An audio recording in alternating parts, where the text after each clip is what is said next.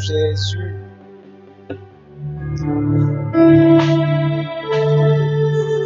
Regarde un voisin, dis voisin, tu seras béni ce matin. J'ai la ferme assurance que ce culte est spécial. La présence de Dieu est forte ce matin.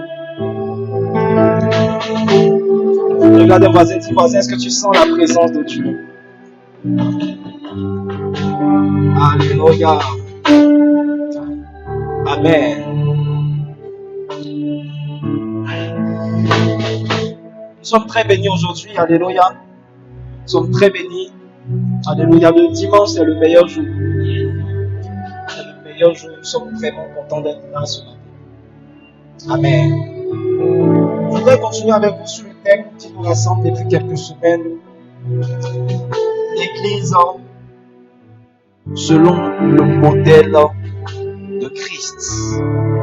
L'Église selon le modèle de Christ. Tu n'as pas idée de combien de fois ce thème est puissant. Et si tu suis très bien, tu vas voir et tu seras fortement béni ce matin. Alléluia. Donc nous avons commencé à comprendre la notion même d'église. C'est quoi l'église? Vous savez, il y a beaucoup de choses que vous faites sans comprendre le sens véritable. Et au travers donc de cet enseignement, le Seigneur veut te faire comprendre c'est quoi l'église, pourquoi est-ce qu'on vient à l'église, où est-ce que Dieu nous envoie lorsqu'il parle d'église. Toutes ces choses sont extrêmement importantes et le Seigneur veut que tu puisses les saisir. Est-ce que tu es là? Amen. Vous allez voir par exemple que beaucoup de personnes prennent leur poids. Tu vas dans une pharmacie, tu vas à l'hôpital, tu prends ton poids. Beaucoup de personnes ont l'habitude de prendre leur poids. Mais si tu dois demander pourquoi tu prends ton poids, il ne sait pas vraiment. Pourquoi il prend son poids? Il va par exemple te dire, je veux juste voir si j'ai pris du poids ou je sens que cette période-là, j'étais tellement bousculé, je ne mangeais pas très bien. Donc je vois combien de kilos j'ai perdu. S'il sent qu'il a perdu des kilos, s'il sent aussi que dans cette période-là, il a arrêté de jeûner, il sent qu'il y a des choses qu'il ne faisait plus, il était à la maison, en vacances, il ne faisait que manger. Il va se dire, est-ce que je n'ai pas pris beaucoup de poids? Donc il va aller se peser pour voir s'il a pris plus de kilos et tout. Donc il va, par exemple, s'il a perdu des kilos, il va se dire, ah vraiment, j'ai perdu des kilos. Vous savez, perdre des kilos n'est pas forcément mauvais. Perdre des kilos, c'est pas forcément mauvais. En gagner n'est pas forcément mauvais. Donc en réalité, si tu cherches seulement à savoir si tu as gagné ou perdu des kilos, tu n'as pas compris pourquoi est-ce qu'on prend sa masse. Il y a un élément très important que les médecins connaissent, qu'on appelle le IMC, qui est l'indice de masse corporelle. C'est ça qui est la chose la plus importante de prendre sa masse ou son poids. Alléluia. Gloire à Dieu. Certaines personnes pensent qu'elles ont mal fait de perdre des kilos. Mais leur indice de masse corporelle était tellement élevé qu'il fallait qu'elles perdent des kilos. Donc toi, tu vas te dire que tu perds des kilos, tu maigris, mais en réalité, c'est ce qui est bon pour toi. Et je sais que je suis en train de parler à quelqu'un. Regarde. N'essaie pas de faire comme Chris et Millie, parce que toi-même, tu connais ta taille. Tu connais ta taille. Tu es petite. À peine si tu as 1 mètre. Et c'est toi qui veux prendre des kilos. Alléluia. Prendre des kilos ou perdre des kilos ne signifie pas grand chose. Mais c'est savoir pourquoi est-ce qu'on prend des kilos. Pourquoi est-ce qu'on prend sa masse. Comprendre ces choses qui va déterminer la suite. Quand je partais à l'école, je ne comprenais pas vraiment pourquoi j'allais à l'école. Et je pense que même j'ai fini ma carrière sans vraiment comprendre le but de l'école. Je sais que beaucoup de personnes ne comprennent pas pourquoi est-ce qu'elles vont à l'école. Beaucoup de personnes. Je me suis rendu compte que je partais à l'école pour faire plaisir à mon père. Je partais à l'école pour faire plaisir à mon père. Quand je suis arrivé en seconde au lycée scientifique, j'ai eu 14,98 en seconde C et j'étais 6e.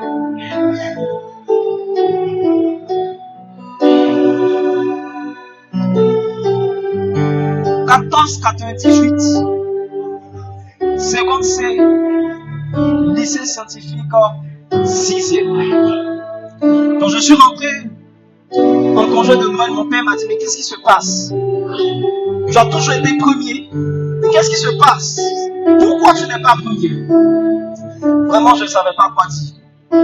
J'ai dit à mon père, je pense qu'on n'a pas fini le programme au 3e. C'est pourquoi je ne me retrouve pas. Parce que quand j'étais au lycée scientifique, il y a un professeur, mon professeur de géographie, souvent qui parlait de certaines choses. Et j'étais perdu. Il parlait. Et pendant qu'il parlait, il y avait quelqu'un,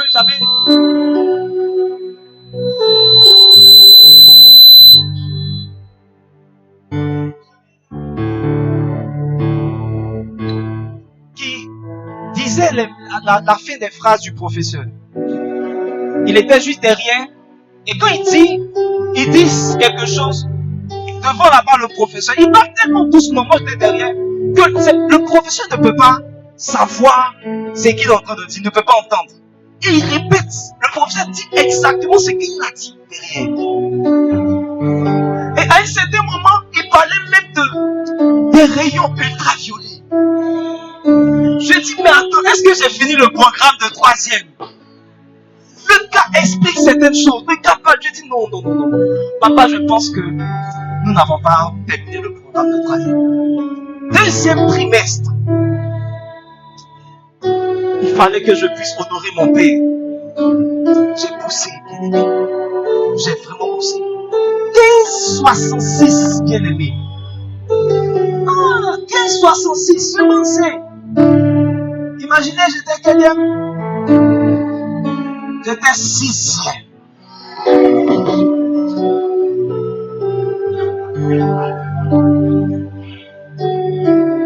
J'ai bossé 15,66.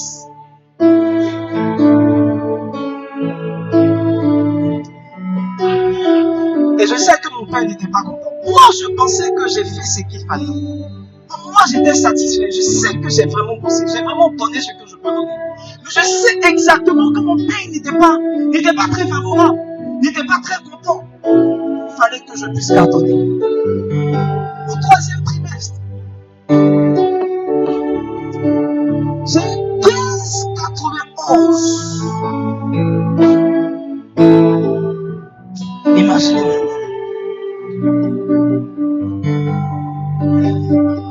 Non.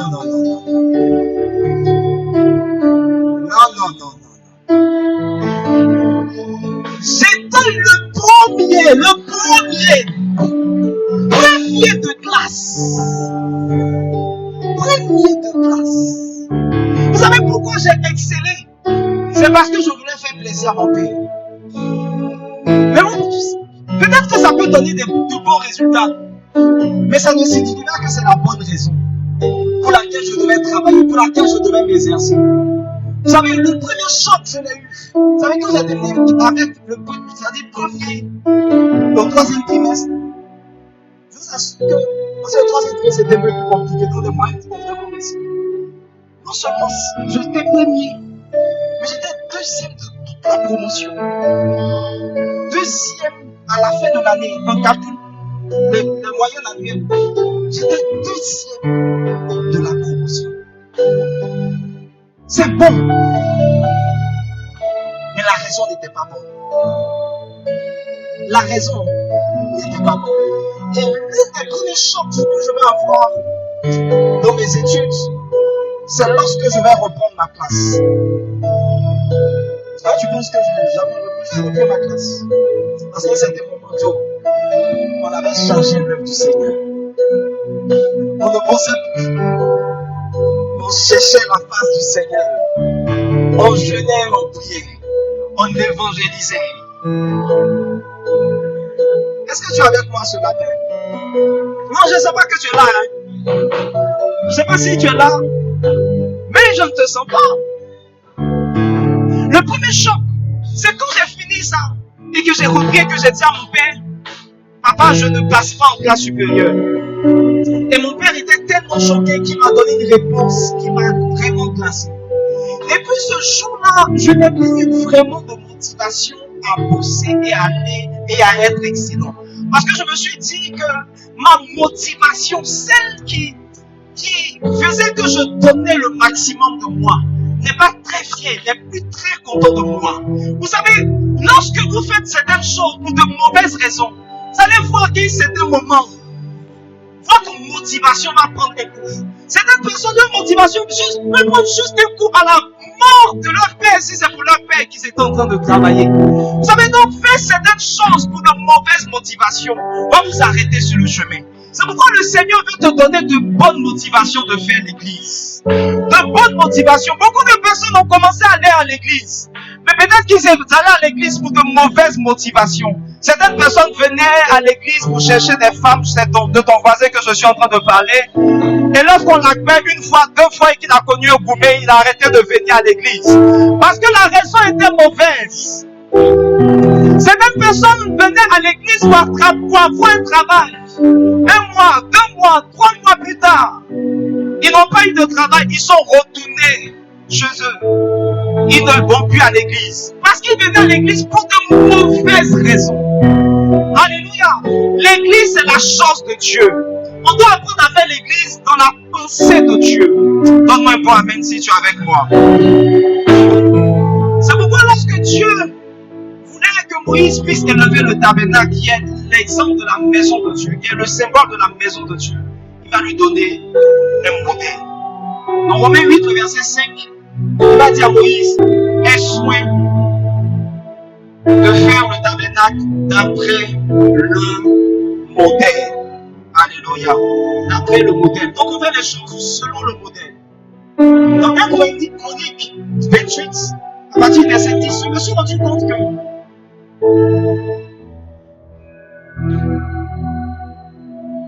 je sens pas quelque chose. Donc, je me suis rendu compte à partir du verset 10 que même David, même le temple de Salomon répondait à un plan.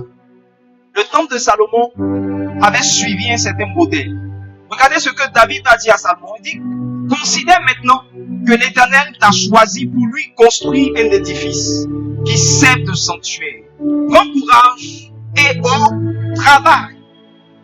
Verset suivant, il dit, David remit alors à son fils Salomon le plan du portique et des bâtiments annexes, des entrepôts, du trésor, des étages, des salles intérieures, de la pièce réservée au propitiatoire. Verset suivant, David dit, il lui donna aussi les plans. Comment la version la version 8 secondes, s'il te plaît. Il lui donna le plan de tout ce qu'il a fait dans l'esprit. De tout ce qu'il avait dans l'esprit. Il y avait des choses qu'il avait reçues, qui étaient dans son esprit, qu'il a communiquées à son fils Salomon. Salomon a fait selon le modèle que David avait reçu. Il dit le plan de tout ce qu'il avait dans l'esprit, touchant les parvis de la maison de l'Éternel et toutes les chambres alentour pour les trésors de la maison de Dieu. Verset suivant. Et touchant les classes des sacrificateurs, etc., etc. Verset suivant. Il lui donna le modèle des ustensiles. Le modèle des ustensiles. Avec le poids. Il va lui donner le poids. Il va juste reproduire selon un certain modèle. Va au verset suivant. Lui donna le poids des chandeliers. Verset suivant. Il lui donna le poids, l'or, au poids pour les tables. Verset 17, regardez, ça me marque. David dit qu'il lui donna le modèle des fourchettes. Même les fourchettes devaient suivre un modèle. Les fourchettes dans le temple n'étaient pas faites comme on voulait. Elles étaient faites suivant un modèle. C'est pourquoi le Seigneur est en train de nous aider à comprendre le modèle qu'il veut donner à son église. Et la première chose que nous avons commencé à comprendre, c'est que une église, selon le modèle de Jésus, c'est une maison. Donc un lieu de refuge. Lorsque Dieu nous sauve, lorsque Dieu nous libère de l'enfer, lorsque Dieu nous libère du royaume des ténèbres, il nous donne une maison. Il nous donne un endroit pour nous garder. Il nous donne un abri. L'église est cet abri-là que le Seigneur a élevé pour te garder, pour te protéger. Il dit, je bâtirai mon église et les portes du séjour des morts ne prévaudront plus. Je suis en train de parler à une personne. Il y a une certaine sécurité, une certaine protection que Dieu te donne lorsque tu fréquentes et lorsque tu es fidèle membre d'une église. Il y a une certaine garde, il y a une certaine protection que le Seigneur assure. Il y a des personnes qui prient pour toi. Il y a des personnes qui parlent à Dieu en ce qui te concerne.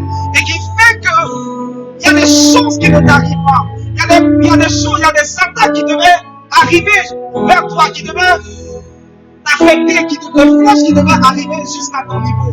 Mais à cause de la prière d'une personne, à cause de la prière d'un ensemble de personnes, tu as été épargné. L'église, c'est une maison. L'église, c'est une famille. Dieu t'a placé dans cet endroit pour te donner des frères et des sœurs, pour te donner une maison. Une maison. Alléluia. La deuxième chose que nous avons dite, c'est que l'église est une organisation puissante. L'église est quoi? Une organisation puissante. Amen. Quand vous lisez Matthieu 18 à partir du verset 15, vous allez vous rendre compte que tu disais que lorsque par exemple ton frère a péché, faut le reprendre. Ça veut dire tu le prends à côté et tu lui parles. Tu lui parles, tu lui dis vraiment mon frère, ce que tu fais n'est pas bien, pour changer de vie. La Bible dit, s'il t'écoute, tu vas gagner ton frère. Mais je peux qu'il ne t'écoute pas, verset suivant. On va aller vite. Mais s'il ne t'écoute pas, prends avec toi une ou deux personnes. Tu prends par exemple un autre frère ou un responsable, un abbé. Mais tu vas parler au frère. On se dit que vraiment, si le abbé est venu, si le frère, un deuxième frère ou un troisième frère s'ajoute à toi, ça va donner quelque chose. Et si par la grâce de Dieu, ça prend en tout cas, tu vas gagner ton frère. Il a fait que toute affaire se réduit à la déclaration de deux ou de trois témoins. Verset 17. Il se peut malgré tout qu'il ne t'écoute pas. La Bible dit, il refuse de les écouter. On le dit à l'église. On le dit à l'église. On le dit à l'église. Si ton responsable ne t'a pas aidé à changer, il faut qu'on le dise à l'église. C'est pourquoi je vais parler d'une seule maintenant. Tu vis dans la vie du Seigneur. Donc, il y a des choses avant qui se faisaient. Je nous ai au nom de Jésus. Et la Bible dit, s'il refuse aussi d'écouter l'église, s'il refuse d'écouter l'église, ils sont pour toi comme un païen et un publicain. Ils sont pour toi comme un païen et un publicain. Si l'église ne l'a pas aidé, ça veut dire que lui, là, on ne peut plus rien faire pour lui. Tu le considères comme un païen. Tu le considères comme un publicain. C'est fini, on ne peut plus rien faire, on ne peut plus le changer. Qu'est-ce que tu as avec moi-même? Parce que l'église est l'organe suprême de la pensée de Dieu. Dans l'organisation divine, l'église est l'organe suprême. C'est pourquoi tu dois comprendre que l'église, dans l'église, est l'une des choses les plus importantes dans laquelle le Seigneur peut travailler dans ta vie. Si l'église ne te change pas, personne ne peut te changer. Je vois un changement arriver dans la vie d'une personne. Et on a partagé avec vous 9 caractéristiques d'une organisation puissante. On a parlé de 3 caractéristiques déjà. La première caractéristique, c'est la vision. C'est la vision. Et on a commencé à comprendre c'est quoi la vision de l'église. En Acte 1, 8, Jésus a donné la vision de l'église. Il dit, vous serez mes témoins. Et le Seigneur va faire en sorte que vous allez être mes témoins à Jérusalem, dans toute la Judée, dans la Samarie, jusqu'aux extrémités de la terre. Jusqu'aux extrémités de la terre. Une église qui se répand, une église qui gagne des âmes, une église qui transforme des vies. La pensée de Dieu pour l'église, c'est une église conquérante qui transforme des vies et qui se répand partout. C'est la vision qui fait la chose. J'ai écouté une fois expliquer donc la vision de l'église médiévale. L'un des points assez marquants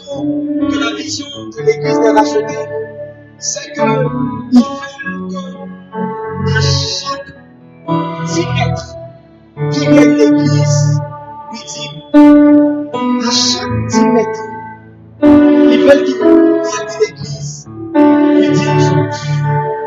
C'est la vision qui fait la chose. Quand tu vois dans ce genre d'endroit, tu te dis, il y a quelque chose à réaliser dans ce monde. Parce qu'il fallait dans de grandes organisations que vous entendez les projets, que vous entendez les projets à réaliser. Vous dites c'est ambitieux. Ça va être dans ce genre d'endroit. Et la pensée de Dieu, l'église ne doit pas être un petit groupe, mais une organisation puissante qui se répand et qui gagne des âmes. Est-ce que tu es là? Et la deuxième chose que nous avons donnée comme caractéristique, c'est l'ordre. Dans toute véritable organisation, vous ne faites pas ce qu'on veut. On suit une certaine route. Il y a une certaine logique. Il y a une façon de faire. Vous allez voir que Paul écrivait aux églises. Une église très ethnique. Vous donnez des idées aux églises. Comment est-ce qu'elles devaient marcher? Vous lisez dans la parole de Dieu, vous allez voir. Par exemple, dans 1 Corinthiens 14, verset 33, la Bible parle de l'homme. La Bible dit Dieu n'est pas un Dieu des hommes, mais il était Dieu de paix. Comme dans toutes les églises de Dieu. Comme dans toutes les églises des saints. Dans les églises des saints, dans les églises de la pensée de Dieu, il y a de l'ordre. Dis avec moi de l'ordre. Alléluia. Donc les rôles sont bien définis. Vous pouvez voir que au fur et à mesure que l'église a commencé à grandir, on va établir ce qu'on appelle des diacres. C'était des personnes qui étaient responsables de cet niveau. Il va avoir ce qu'on appelle des sorciers. Dans chaque église, il y avait donc une certaine organisation, une certaine ordre qui était bien définie. Je prie que ce même ordre soit dans cette église dans le nom de Jésus. La troisième chose dont nous avons parlé, c'est le niveau d'implication de ses membres. Ce qui fait une puissante organisation, c'est le niveau d'implication. Et je vous ai pris un passage dans Actes 8, le verset 1, pour vous faire comprendre combien de fois Dieu disperse ceux qui ne travaillent pas. Dieu disperse ceux qui ne veulent pas travailler dans son église. La Bible dit, au temps de la persécution, Actes 8, verset 1, au temps de la persécution, ce qui s'est passé, c'est quoi? La Bible dit une chose. La Bible dit que tous, il y a eu ce jour-là une grande persécution contre l'église de Jérusalem. Et tous, excepté les apôtres. Tout le monde était dispersé, excepté les apôtres. Pourquoi les apôtres? À cause du niveau d'implication des apôtres. Vous allez voir que les apôtres n'étaient pas les seuls qui étaient responsables dans l'église. Il y avait aussi des diacres. Mais le niveau d'implication des diacres n'était pas à la dimension de ce que le Seigneur attendait. La Bible dit que eux aussi ils ont été dispersés. C'est là que vous allez voir Philippe qui va entrer dans une ville qu'on appelle Samarie pour commencer à produire le réveil. Il va aller de lieu en lieu. Parce que Dieu n'était pas content du niveau d'implication des diacres ou encore de Philippe en particulier, des diacres, etc. C'est pourquoi vous allez voir que ces personnes-là, lorsqu'elles vont aller de lieu en lieu, elles vont commencer à produire quelque chose qu'elles n'avaient pas l'habitude de produire. En fait, les Philippe et Étienne, tout ce qu'ils savaient faire, c'était juste de placer des tables. Dieu dit, ah bon, dans mon église, tout ce que vous faites, c'est de placer des tables. Tout ce que vous faites, c'est de placer des écrans. Tout ce que vous faites, c'est de faire des affiches. Tout ce que vous faites, c'est de jouer au piano. Je veux plus. Parce que mon église est une église qui est censée gagner des âmes. Mon église est une église qui est censée transformer des vies. Je veux voir des personnes plus actives que cela. La Bible dit, Dieu a commencé à créer une dispersion. Certaines choses sont dispersées dans ta vie juste parce que tu n'as pas compris ce que Dieu attend de toi. Ton niveau d'implication est tellement faible que Dieu est en train de disperser certaines choses dans ta vie. Le travail est tellement dispersé loin de toi. Parfois le travail c'est compliqué. Certaines choses, certains bénéfices qui sont dans la parole de Dieu, mais qui sont comme dispersés dans ta vie loin de toi. Parce que Dieu n'est pas très satisfait du niveau d'implication. Excepté les apôtres. Tu vas faire la différence dans ta famille à cause du niveau d'implication que tu auras dans l'église. Il y a des choses qui vont arriver dans ta famille, mais on dira excepté toi. Cela ne t'arrivera pas parce que tu t'impliques dans la chose de Dieu. L'église est censée élever, protéger, bénir les personnes qui travaillent. Ah, Dieu attend plus de toi. Quelqu'un croit que être impliqué, c'est seulement être reconnu dans un département. Non. Qu'est-ce que tu fais étant dans ce département? C'est ce que Dieu attend de toi. C'est pourquoi il dit, maudit soit celui qui fait l'œuvre de Dieu avec négligence. Qui fait l'œuvre de Dieu. Mais parce qu'il le fait avec négligence, c'est un problème pour Dieu. Alléluia. Je veux parler de 6 choses qui révèlent votre niveau d'implication. La première chose, c'est votre assiduité. C'est quoi l'assiduité? C'est la capacité à une personne d'être présente tous les dimanches. Déjà, commence par là. Alléluia. Regarde ton voisin, dis, voisin, est-ce que tu étais là dimanche passé? Regarde un voisin, dis, voisin, dimanche passé, est-ce que tu étais là? Vous allez voir que certains voisins, certaines voisines vont commencer à baisser la tête parce qu'elles savent qu'elles n'étaient pas là, elles n'étaient pas présentes. Alléluia. Si tu étais présent dimanche passé, demande-lui dimanche suis passé, est-ce que tu étais là?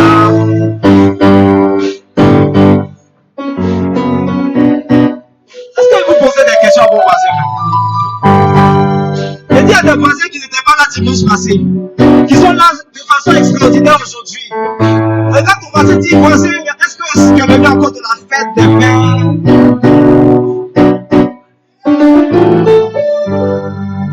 Première chose, votre assiduité. C'est un grand signe qui révèle votre niveau d'implication. Oui. Le fait que tu sois là, présent, constamment. Regardez ce qu'il dit dans Acte 2, le verset 46. Acte 2, le verset 46. Vous savez, votre niveau de présence aux activités de l'église révèle votre niveau d'implication. Déjà les dimanches, ça c'est un premier point. Les dimanches ne sont pas seulement, ce n'est pas le seul jour d'activité de l'église. Il y a plusieurs autres jours. Vous savez, votre capacité d'être présent aux autres activités révèle votre niveau d'implication. Il y a des personnes qui ne sont présentes que le dimanche. Le mercredi ou mercredi prophétique, ils ne sont pas là, ils ne sont pas présents. Ça veut dire que tu n'es pas vraiment engagé. Et tu vas voir, il y aura une grande dispersion dans ta vie. Et je dis miséricorde pour toi au nom de Jésus. La Bible dit, ils étaient chaque jour tous ensemble assidus. La Bible ne dit pas les dimanches. La Bible dit chaque jour assidus au temple. Les disciples, dans la pensée de Jésus, étaient tous les jours à l'église. Tous les jours. Tous les jours. Alléluia. Quand le pasteur Diman a décidé, après l'inauguration de ce tabernacle de roi là, de prier qu'il y ait des activités tous les jours. Tous les jours. Une église dans la pensée de Dieu doit pouvoir être présente tous les jours. Je prie que Dieu nous amène à ce niveau. Et quand tu vas nous envoyer à ce niveau, est-ce que tu seras présent tous les jours? Nous on prie juste quelques jours. Mercredi on prie. Les jeudis ou les vendredis, selon les samedis, selon ta zone, nous avons des rencontres. Mais tu n'es même pas là. Normalement, chacun va juste 3 jours de rencontres. C'est un minimum que tu dois pouvoir respecter. Alléluia. Et ça montre que vraiment, c'est une affaire qui te concerne. C'est une église dans laquelle tu es intégré. Et non. La deuxième chose, c'est le temps que vous passez. Alléluia. Combien de temps tu passes? Il y a beaucoup de personnes qui sont présentes tous les dimanches, mais qui ont un problème à rester après les cultes. Alléluia. Dès que le culte a fini, ils sont ici, ils sont là, ils sont ici. Regarde ton voisin, regarde ta voisine, ils sont là. Dès que le culte finit, il prend ses bagages, il s'en va. Il y a d'autres même, le culte n'est pas encore fini, mais il s'est déjà donné une certaine heure. Je suis là de telle heure à telle heure. Ils s'arrangent à terminer le culte dans ce temps-là. S'ils ne terminent pas le culte, je gagne en temps. Il y a des personnes qui, vous savez, vous blessez Dieu quand vous agissez de cette manière. Le temps que vous passez. La Bible dit 1 heure dans tes pavis vaut mieux que ailleurs. La Bible dit, je me rassasierai du bonheur de ta présence. Quand tu viens dimanche, tu dois te rassasier. Regarde. Parce qu'il y a des défis dans la semaine. Il y a trop de choses dans la semaine qui arrivent. Quand tu viens le dimanche, ne pars pas juste après un message. Tu dois te rassasier. Après le culte, il y a l'académie pour te remplir un peu. Après l'académie, il y a encore d'autres activités. Quand tu repars, après un certain nombre de temps, tu sens que tu es rempli. Tu sens que tu as reçu une certaine dose. Tu sens que tu es chargé pour relever un certain nombre de défis. Alléluia! Je ne sais pas si je parle à une personne ce matin. Mais tu dois te rassasier de la présence de Dieu. Amen. Regardez, vous savez, à un certain moment dans l'église, c'est même pas les choses, la prière qui doit être la raison même de votre présence. Mais surtout, c'est les frères. Dans Acte 42, les frères même doivent devenir la raison de votre présence à l'église. Et vous savez, ce n'est pas mauvais. Ce n'est pas mauvais de venir à cause de ses frères. Certaines personnes pensent que ce n'est pas très spirituel de venir à l'église à cause de la fraternité. Vous savez, vous me manquez. Quand le dimanche passe et que je dois attendre encore le dimanche pour vous voir, c'est trop long. C'est trop long. Regarde ton voisin, dis voisin, tu m'as manqué, tu m'as manqué. Regardez, la Bible dit persévérer dans l'enseignement des apôtres, dans la communion fraternelle, dans la fraction du pain et dans les prières. La prière n'était pas la première chose dans laquelle il persévérait. La prière. Étonnamment, la prière n'était pas la première chose dans laquelle il persévérait. Il persévérait d'abord dans la parole. Est-ce que tu aimes la parole de Dieu? Mais la deuxième chose, c'était la communion fraternelle. C'était la communion fraternelle. Laissez-moi vous dire une chose. Dans l'église, la communion fraternelle, selon moi, est plus spirituelle que la prière. La communion fraternelle est quelque chose de très, très spirituel. Vous savez, dans la prière, vous ne faites pas vraiment beaucoup d'efforts. Vous parlez à Dieu. C'est Dieu que vous gérez. Vous gérez personne d'autre. Vous gérez personne d'autre. Dans la communion fraternelle, tu dois faire attention à ton frère. Il y a des gens qui parlent mal. Il y a des gens qui ont une certaine façon de parler. C'est là, on va voir si tu gardes toujours ta foi. Sur ce que tu as médité, là, tu as envie de l'appliquer. Si le fait que tu aies médité sur par exemple, ce passage qui dit que le soleil ne se couche pas sur ta scolaire, etc., etc. Est-ce que tu es capable, avec des gens qui t'irritent, il y a des gens qui ont l'art d'irriter. C'est là où on voit ta spiritualité. Alléluia. C'est rare que dans la prière, dans les prières de groupe, même on se touche, on se tape. Et même quand on se tape dans la prière, c'est ça même que ça excite même la prière. Tu n'as pas besoin de beaucoup d'efforts lorsque tu pries, c'est Dieu et toi. C'est quoi Paul dit, celui qui prie en langue, il ne fait pas grand chose. Mais celui qui prophétise, celui qui va toucher d'autres personnes, c'est celui-là qui est plus élevé, qui est plus grand. Alléluia.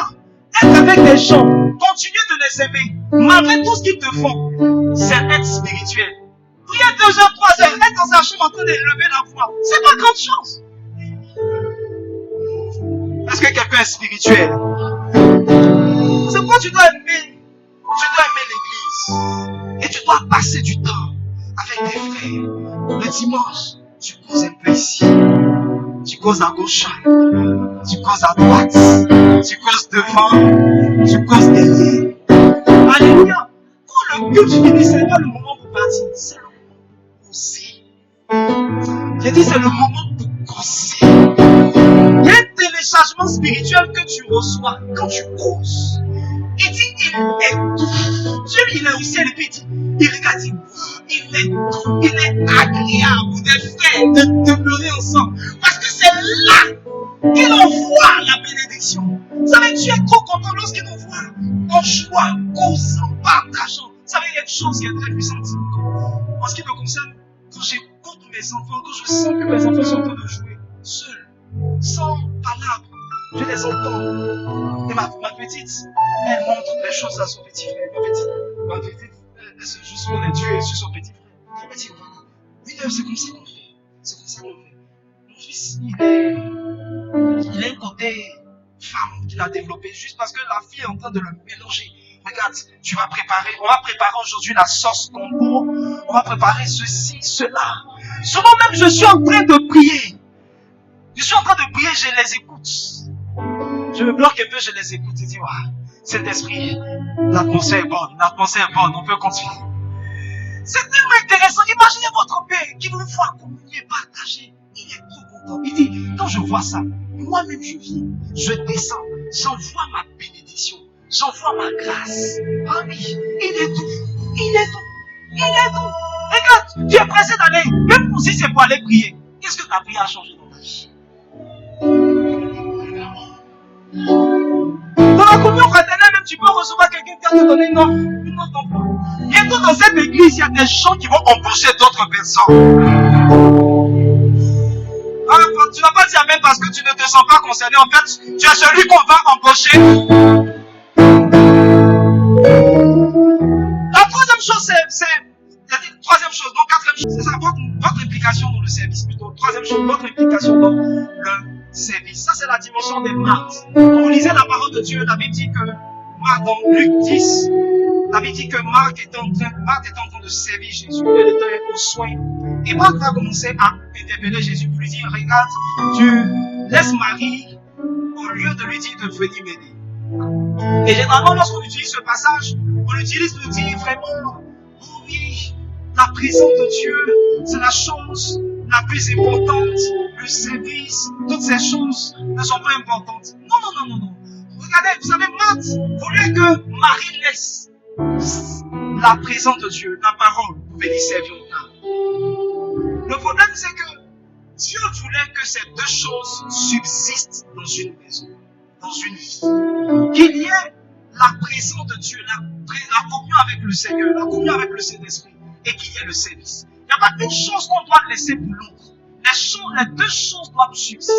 Ce que Dieu a fait comme reproche à Marthe, c'est le fait qu'elle voulait que Marie naisse. Non, c'est deux choses. Il y a le temps pour chercher Dieu, et il y a le temps pour le servir. Et il dit, moi, serviteur de l'Éternel. Et quand vous regardez la version plus profonde, vous comprenez qu'il dit, moi qui me tiens en présence de l'Éternel. Ça veut dire que la présence de Dieu, se tenir dans la présence de Dieu et le service, c'est deux choses qui marchent ensemble. Est-ce que tu es avec moi? Tu peux me dire que tu es vraiment en connexion avec Dieu si tu ne le sers pas. Et tu peux me dire que tu le sers si tu n'as pas de communion avec lui. C'est deux choses qui marchent ensemble.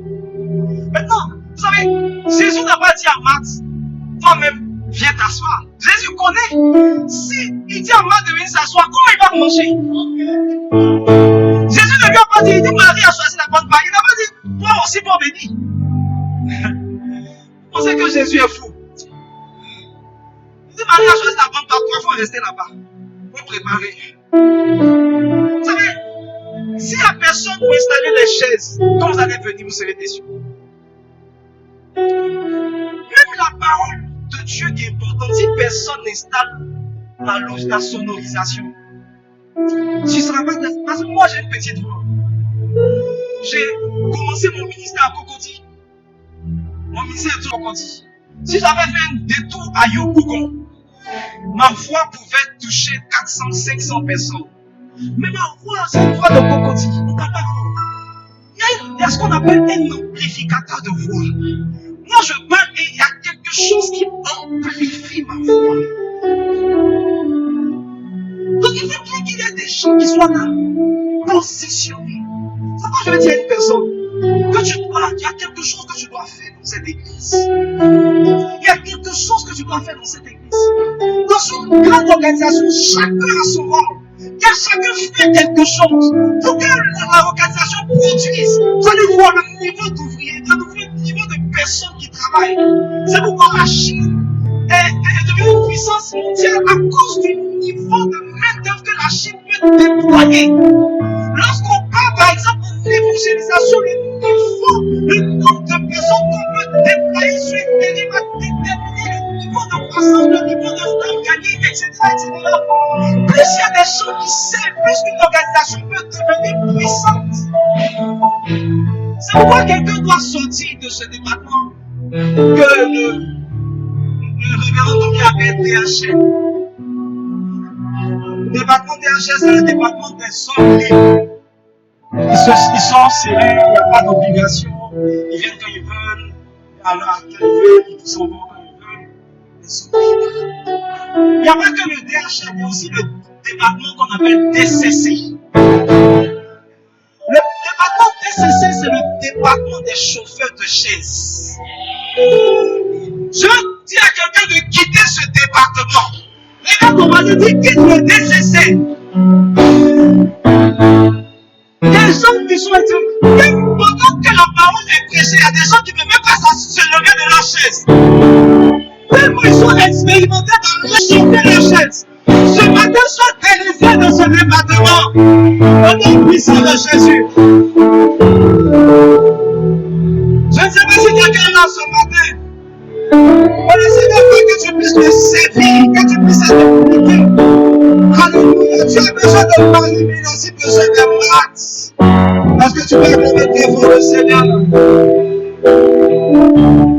La quatrième chose, je dis que je vais parler de 6 choses. Parce que je ne peux pas additionner. Le nombre de personnes que vous intégrez. Vous-même, vous êtes impliqués. Vous êtes intégrés. Mais vous intégrez d'autres personnes. C'est là qu'on voit que votre niveau d'engagement est consenti. Quand vous êtes dans le sujet impliqué, mais vous impliquez d'autres personnes. Il y a 3 choses que vous pouvez faire pour amener des personnes à s'impliquer, à venir déjà dans une église. La première chose, ce sont les évangélisations. Les évangélisations. C'est pourquoi Jésus n'était pas trop content de Philippe. Parce qu'ils étaient juste en train de servir au temps. Il dit, quoi? Tu dois aussi évangéliser Philippe. Je t'ai pas dit d'asseoir juste pour le tu dois aussi gagner des âmes. Tu dois gagner des âmes. Chanter. Tout le monde peut chanter, mais toi tu peux pas chanter. Chanter là, c'est trop facile. Mais sortir une âme de l'enfer, ça c'est quelque chose. C'est la si chanter la tour. Si vous avez juste un petit truc là, vous faites juste un petit truc et puis.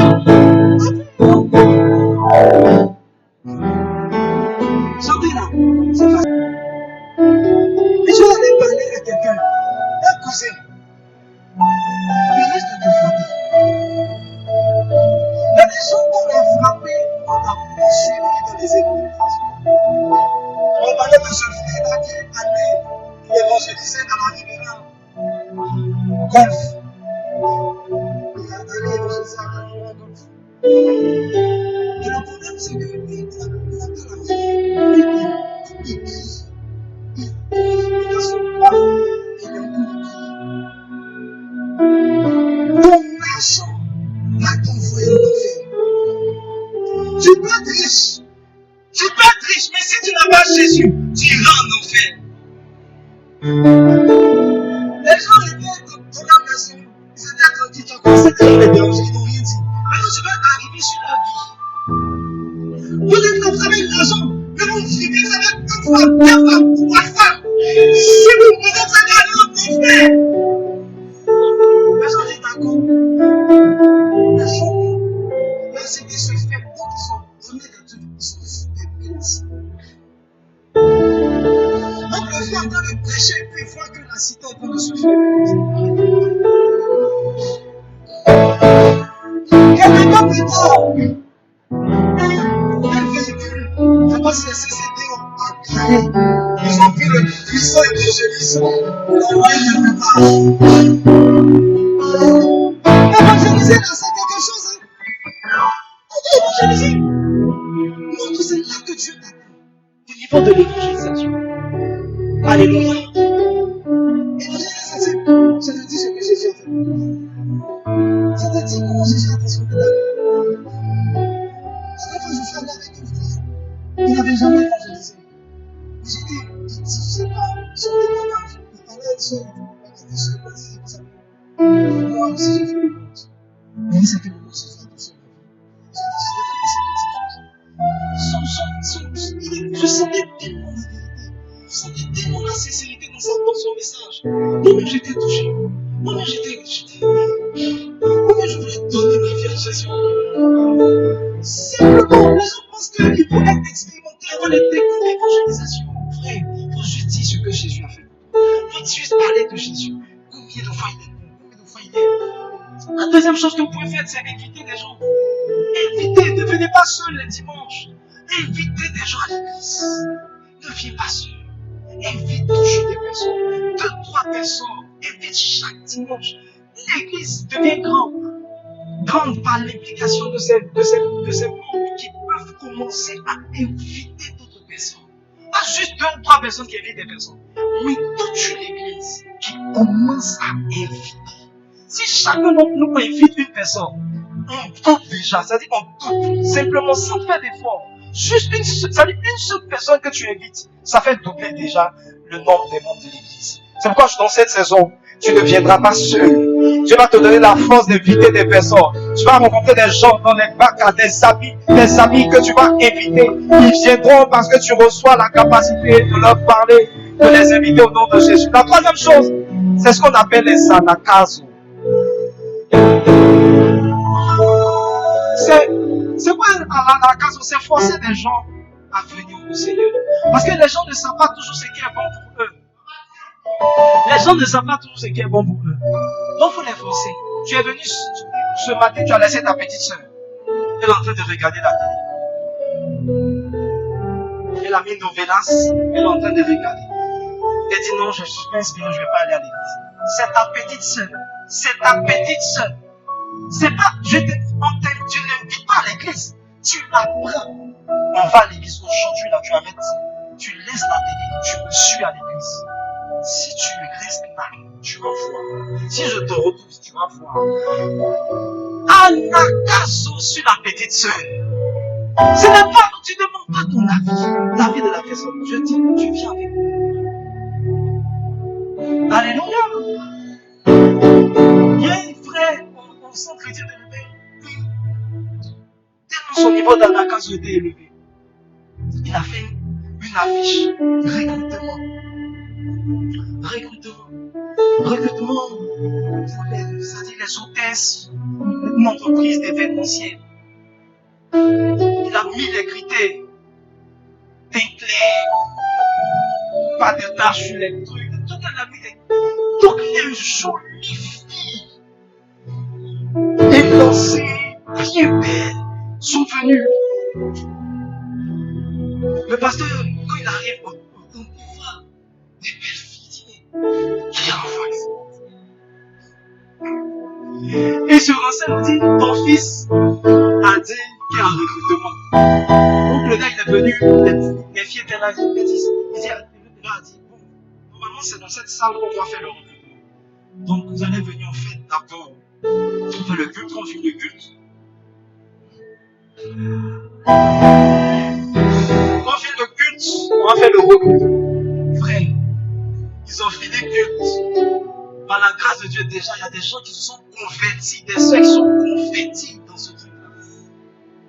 Celles qui n'étaient pas aussi prêtes à être converties ce jour-là, on dit à un certain moment, les soeurs-là étaient fâchées. Tu nous envoies ici, tu te fous de nous. Mais Dieu lui a donné la sagesse pour tout calmer. Donc tout dépend de ton niveau d'anakazo. En tout cas, l'essentiel c'est que tu forces des gens à venir à l'église. Que le Seigneur te bénisse, que le Seigneur élève quelque chose en toi. Je me suis rendu compte qu'il y a des personnes que vous invitez souvent même peuvent être plus engagées que vous. Sans que vous vous rendez compte. Parce que vous n'avez pas idée de ce que Dieu veut faire avec certaines de vos amis, certaines de vos connaissances. Vous savez, c'est André qui a amené Pierre vers Jésus. Mais Pierre était beaucoup plus engagé.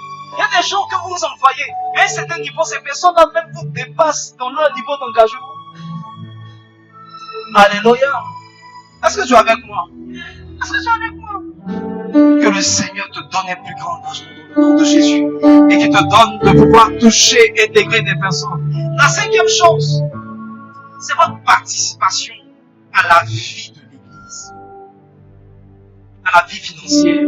Votre participation financière à la vie de l'Église. Acte 2, le verset 45. Là, on est en train de dire que les gens n'aiment pas trop. Qu'est-ce qui montre que tu es vraiment engagé dans l'Église? C'est ta participation financière. Acte 2, le verset 45.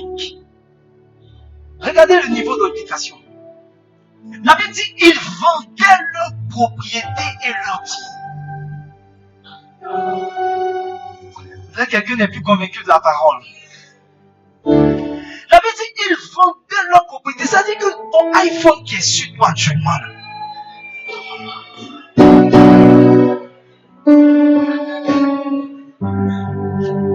y a des gens qui sont en train de dire, ah, André, c'est ma dernière fois de venir dans cette église. Si mon iPhone doit partir,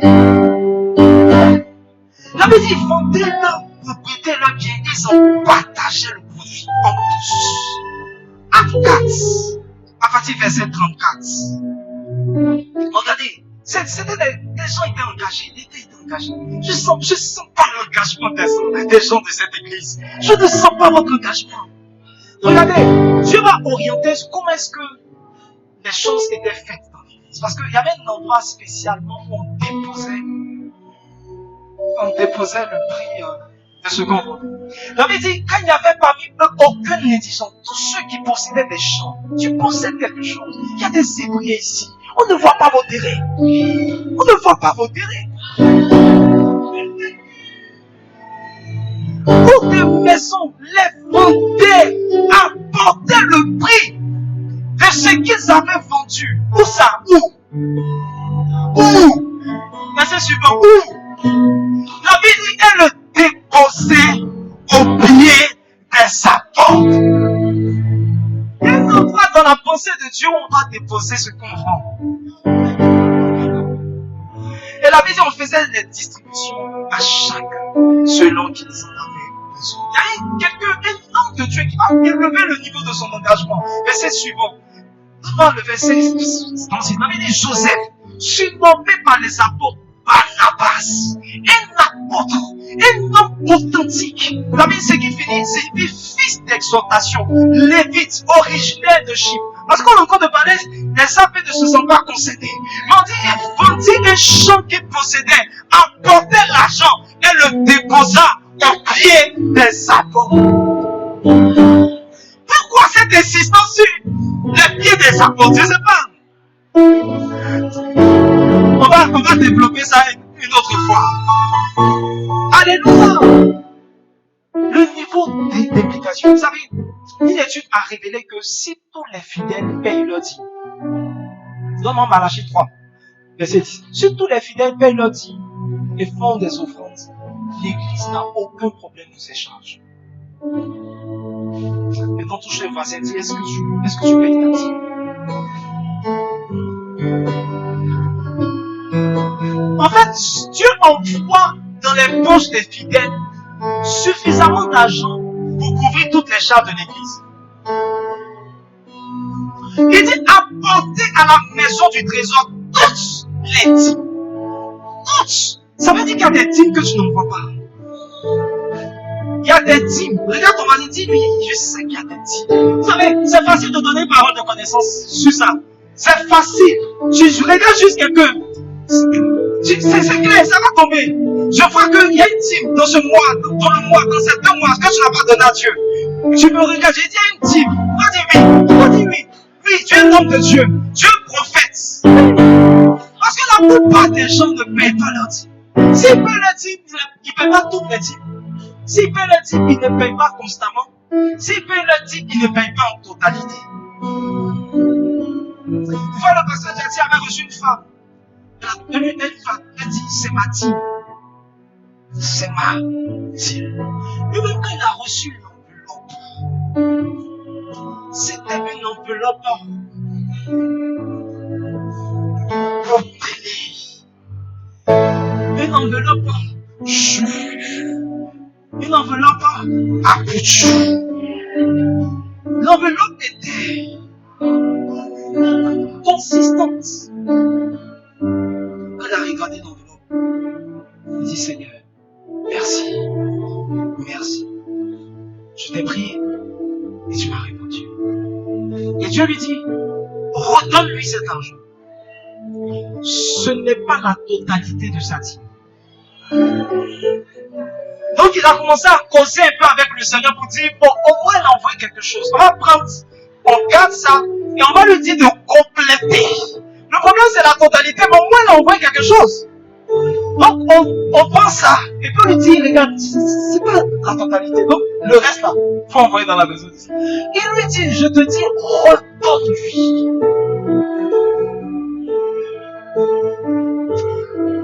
Si ça, Dieu n'aime pas cet argent que tu as divisé, calculé, tu as retiré des choses. C'est pourquoi ça rentre. Mais Dieu ne reçoit pas ça. Alléluia. Est-ce que tu es avec moi? Et il a dit à la femme, c'est pas la totalité. Dieu ne peut pas accepter ce genre de dîme. Prenez votre argent. Si vous êtes disposé à revenir et donner votre dîme. Il a obéi à Dieu. Quelques semaines plus tard, la dame est revenue avec la dîme. Je ne vous dirai pas le montant. Il dit, afin qu'il y ait de la nourriture.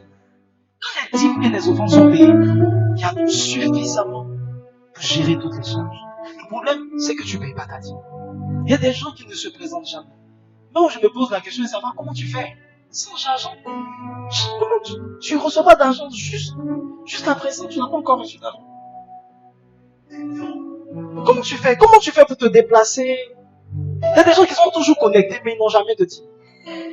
Je ne sais pas si tu as fait un contrat avec Orange, je ne sais pas, où ils t'envoient toujours des datas. Regarde quelqu'un, dis-lui, j'espère que tu n'es pas un voleur.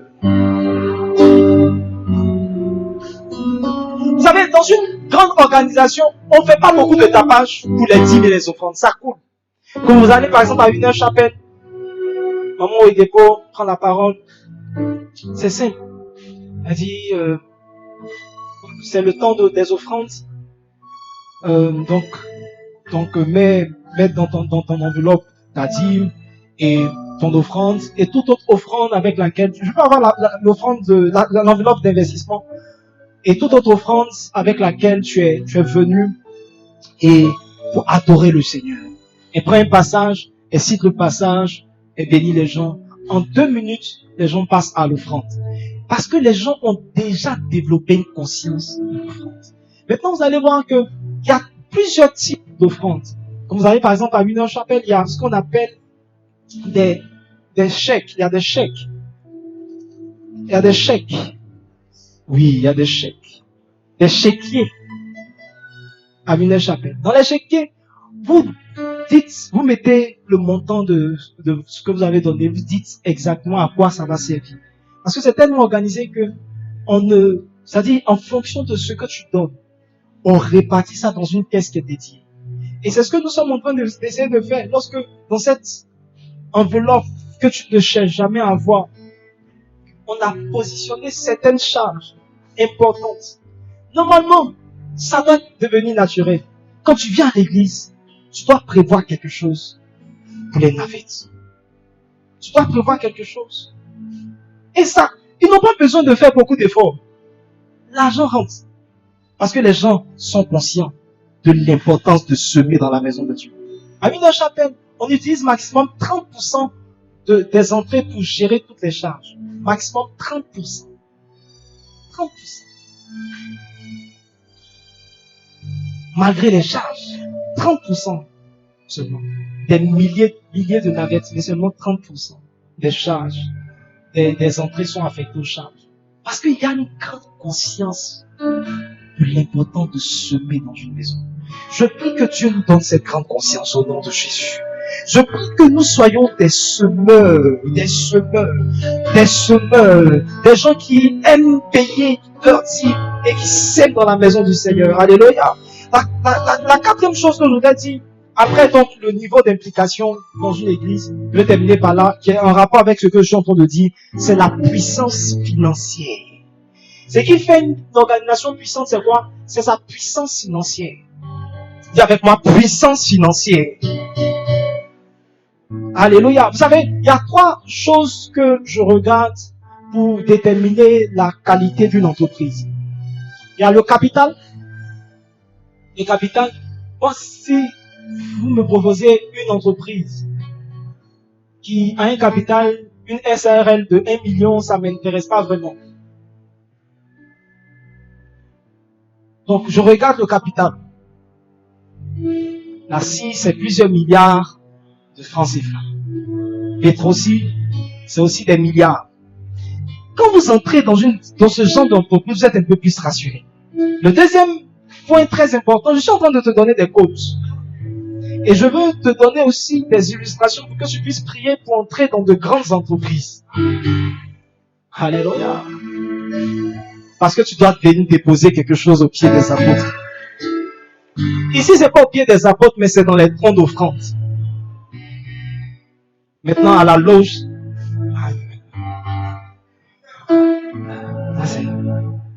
Amen. La deuxième chose, c'est quoi? Le chiffre d'affaires.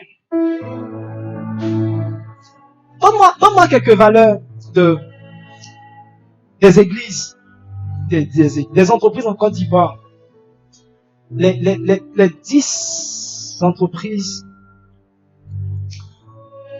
qui ont un plus grand chiffre d'affaires. Donc, la 10e, c'est... Est-ce que vous avez vraiment les bons chiffres? Ok. Donc, les trois premières, donc il y a Orange qui est 3e. Orange Côte d'Ivoire. Ils bouffent ton argent. Ils ont un chiffre d'affaires de 491 milliards. 81 milliards.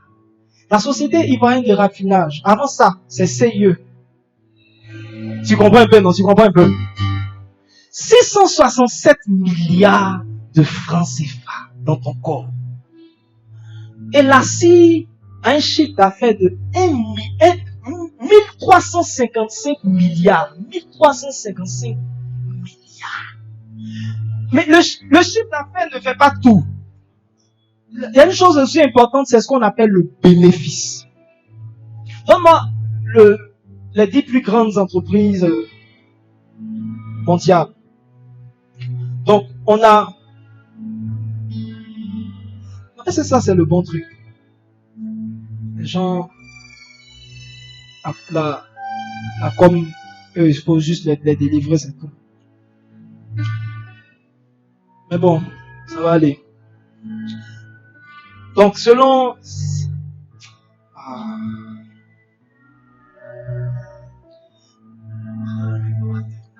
Donc, non, parce qu'il y a des choses qui sont compliquées à comprendre. Donc, malgré tout, on va essayer d'utiliser cela. Sinon, le plus grand chiffre, la plus grande entreprise, c'est pas forcément ça. Amazon est très bien coté. Je voulais qu'on puisse voir qu'il y a une différence entre le chiffre d'affaires et le bénéfice. Certaines entreprises ont un grand chiffre d'affaires, mais n'ont pas un grand niveau de bénéfice. Apple, par exemple, vous voyez que Apple n'est même pas dessus. Ils sont en deuxième. Apple a un grand chiffre d'affaires, d'accord, mais un très haut niveau de bénéfice. Très haut niveau de bénéfice. Alléluia. Très haut niveau de bénéfice. Donc ça, c'est très important. C'est des choses que vous devez pouvoir regarder et puis vous dire que je vais dans cette entreprise. Et l'église doit être, si dans le monde on peut engranger autant d'argent, ça devrait être normal dans l'église.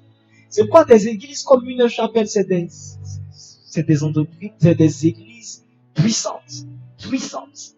En fin 2022, j'étais allé voir le pasteur Jati pour lui présenter mon offrande. Je sais que toi tu fais pas ça, mais bon. Et il m'a dit une chose. Il m'a dit, je lui ai dit, vraiment nous on pense à bâtir aussi. Vraiment on cherche les terrains. Et tout. Et il m'a dit, en réalité, c'est pas qu'il n'y a pas de terrain. Mais il n'y a pas de terrain à ta bourse. Sinon, il y a terrain partout. Donc, on dit là, il y a terrain. Les gens, il n'y a plus de terrain à Abidjan. Ça dépend de ton argent. Sinon, terrain, il y en a. Même dans Cocody Centre, il y a terrain. Mais ça dépend. Est-ce que tu as l'argent? Et certaines personnes disent non. Il faut aller loin. C'est bien, c'est une sagesse. J'aime cette sagesse. C'est pas une sagesse dans laquelle je suis. C'est vrai. L'église doit être puissante. On te dit, bon, ce terrain-là, ici, mais on dit, c'est 200 millions de francs. 200 millions? Seulement? Mais madame, est-ce qu'on peut faire un chèque à partir du compte de l'église? Est-ce qu'on peut faire un chèque? Est-ce que vous recevez les chèques? Je sais pas si quelqu'un est entré. André, tu n'aimes pas ça. Quand on parle d'argent, tu n'aimes pas ça. Ceux de gauche n'aiment pas trop bien. Je suis en train de parler à ceux de droite. Quand ceux de droite n'aiment pas, j'aime me tourner vers les champs. Que Dieu puisse élever l'église.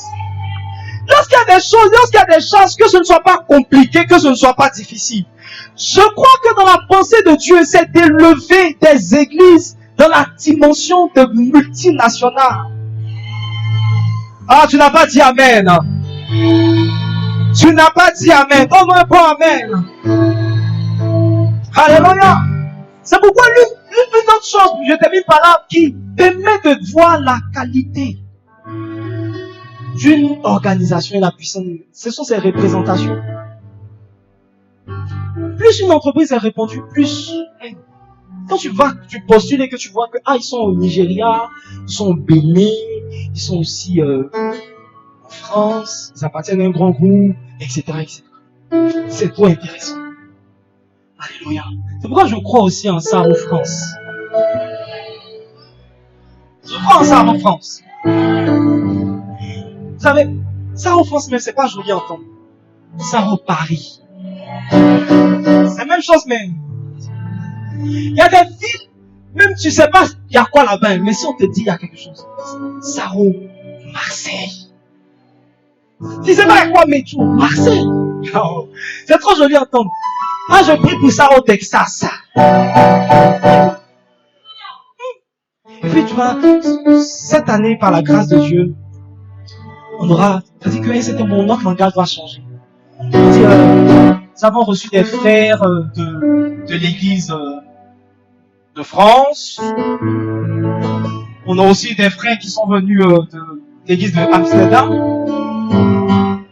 Et Dieu merci, cette année, on va commencer par la grâce du Seigneur. Non, tu dis pas bien Amen. C'est quelque chose de rassurant quand ton église est un peu partout. C'est pourquoi, vraiment, l'une des églises qui tient l'église méthodiste, quand tu arrives là-bas, même si c'est au nord, tu cherches bien, il y a l'église méthodiste quelque part là-bas. Et je crois que ces églises ont commencé quelque part. Et se sont répandues à un certain moment. Alléluia, ces églises-là sont là depuis des centaines d'années. Elles n'ont pas commencé maintenant. Elles sont là depuis des centaines d'années. Donc je crois en ce que cette église, Dieu va la répandre un peu partout. Et si tu crois avec moi, je veux que tu te tiennes debout et que tu acclames très fort le Seigneur. Et je veux qu'on puisse prier ensemble le Seigneur. Le Seigneur attend beaucoup de choses de nous. Le Seigneur veut que nous puissions nous impliquer davantage. Et c'est pourquoi tu vas prier le Seigneur. Tu vas prier le Seigneur. Tu vas dire Seigneur, je veux m'investir davantage. Je veux être davantage impliqué. Je veux davantage utiliser mes dons, mes talents, mes capacités, mes pieds pour servir à faire avancer cette organisation qu'est l'Église. Parce que je crois que tu fais de cette Église une organisation puissante. Commence à lever ta voix, commence à parler à Dieu. Dis Seigneur, je veux m'investir davantage. Je veux être un instrument. Je veux que ma présence dans cette église favorise quelque chose. La croissance de cette église va démarrer avec toi si tu es capable d'éviter des personnes. La croissance de cette église sera plus effective lorsque tu vas commencer à faire certaines choses, évangéliser des personnes. La croissance, la stabilité de cette église sera visible lorsque tu vas payer tes dîmes. Tu vas semer dans la maison du Seigneur. Commence à prier, dis Seigneur, Seigneur, je veux m'investir. Je veux m'investir. Certaines personnes, à cause de leur cœur, vont recevoir même une activité juste parce que tu penses à semer dans la maison de Dieu. Si la position, la dimension de l'église te dérange et que tu veux qu'elle aille plus loin, le Seigneur te donnera ce qu'il faut. Le Seigneur te donnera les moyens. Le Seigneur te donnera la capacité. C'est pourquoi je veux que tu pries le Seigneur. Que tu dis Seigneur, me voici. Que tu dis Seigneur, me voici. Voici mes pieds. Voici mes capacités. Seigneur, merci, merci.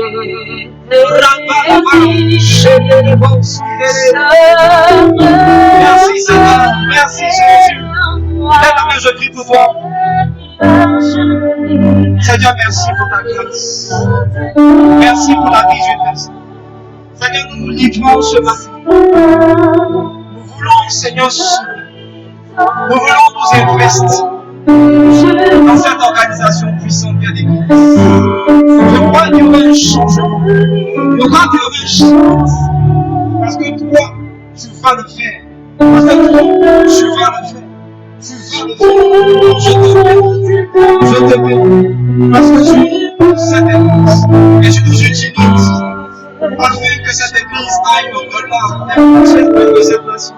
Que cette église puisse connaître une joie. Dans le nom puissant de Jésus. Merci de nous bénir. Merci de nous utiliser dans le nom de Jésus. Alléluia.